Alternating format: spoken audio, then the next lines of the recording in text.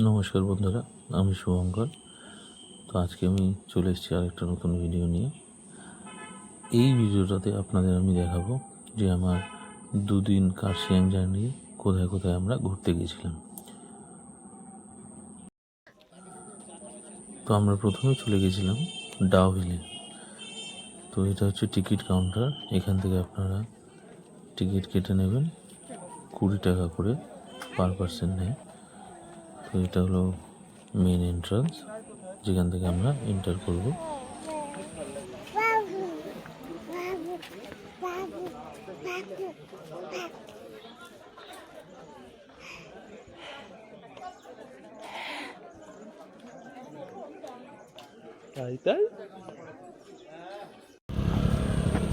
এতদিন অন্যদের ভিডিও দেখে আমি যতটা শুনেছিলাম যে জায়গাটা খুব খতরনাক, খুব ভয়ঙ্কর, মোটেও না। আপনারা এখানে আসতে পারেন, খুব সুন্দর জায়গা, খুব ভালো জায়গা। পুরো চারিদিকে পাইন ফরেস্ট ঘেরা।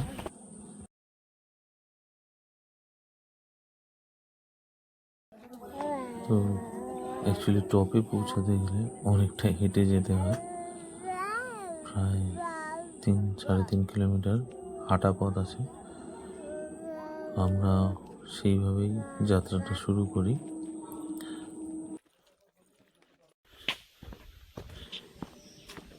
রাস্তার আশপাশটা এত সুন্দর লাগছিল, কারণ মেঘটা বারবার চলে আসছিল। তো সেটাই আমার কাছে মেন অ্যাট্রাকশন ছিল।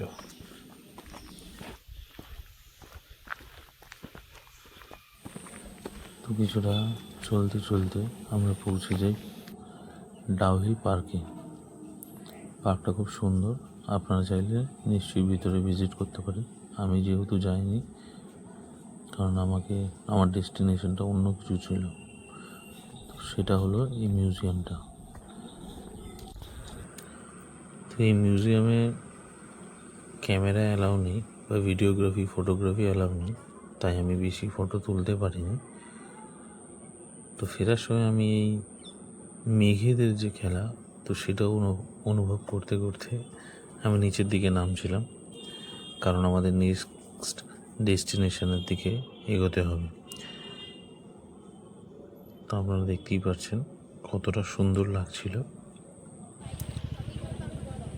তা আমাদের নেক্সট ডেস্টিনেশনটা যেটা ছিল, সেই জায়গাটা আপনারা একটু কমেন্টে জানিয়ে দেবেন যে আপনারা কারা কারা এই জায়গাটায় গেছেন।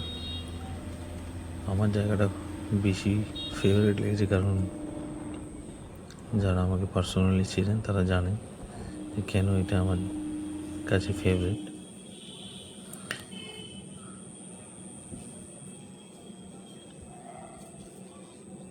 তো আমরা পৌঁছে যাই হনুমান চক।